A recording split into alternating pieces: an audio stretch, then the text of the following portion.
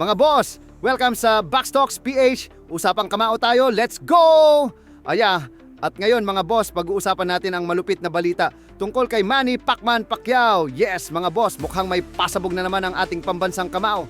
Pero bago ang lahat, alam nyo na, pindutin nyo muna ang like, subscribe at syempre ang notification bell para lagi kayong updated sa mga bagong laban, chismis at banat dito sa Box Talks PH. Alright, balik tayo sa laban.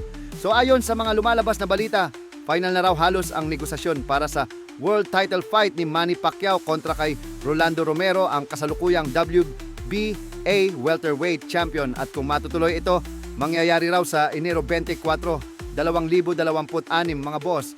Pero teka lang dahil kung sakaling hindi matuloy ang laban nila ni Romero, huwag kayong mag-alala kasi may nakapila agad na backup fight para kay Pacman. Parang buffet lang ito, kung walang adobo, may kare-kare pa rin. Ang sinasabing backup opponent ni Pacquiao ay si Louis Crocker, ang bagong IBF World Welterweight Champion na galing pa sa Northern Ireland. Si Crocker mismo, through his manager na si Jamie Conlan, nagsabi sa BBC Sport na gusto raw nilang makalaban si Pacquiao kung sakaling hindi matuloy ang laban kay Romero.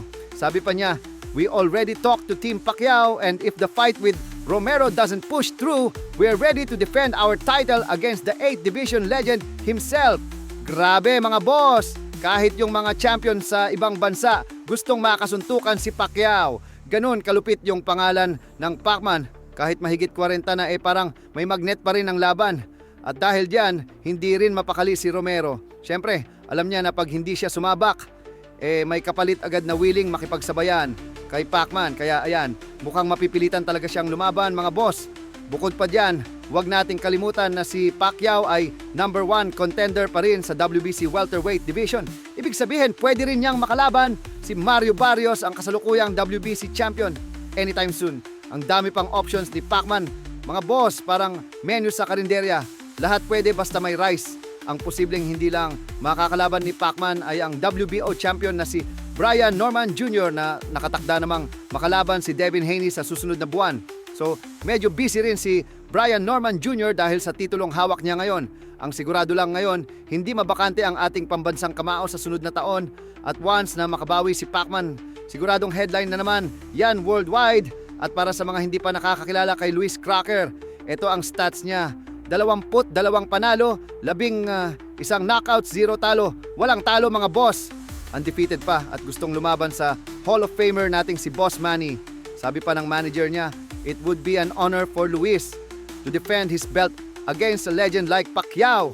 Grabe mga boss, kapag ito natuloy, paniguradong magliliyab ang ring. Kasi isipin nyo, bata fresh champion laban sa veteranong alamat. Classic story yan ng experience versus youth. Kung baga, si Crocker may lakas pero si Pacquiao may utak at legacy.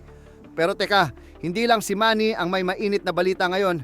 Pati ang anak niyang si Jimwell Pacquiao ay papasok na rin sa pro boxing scene. Yes mga boss, confirmed! Si Jimwell ay lalaban sa November 29 sa Amerika sa unang event ng Manny Pacquiao Promotions sa US. Makakalaban niya ang matinding contender na si Elijah Pierce sa main event. Medyo bigatin agad yung kalaban ni Jimwell kaya good luck talaga. Pero syempre, full support tayo kasi dugo ni Pacquiao yan Sana lang hindi rin siya kabahan kasi daming pressure. Alam mo yon, anak ka ni Pacman, lahat ng mata sa'yo nakatingin. Kung matalo ka, headline agad. Pero kung manalo ka, baka ikaw na ang susunod na legend, boss.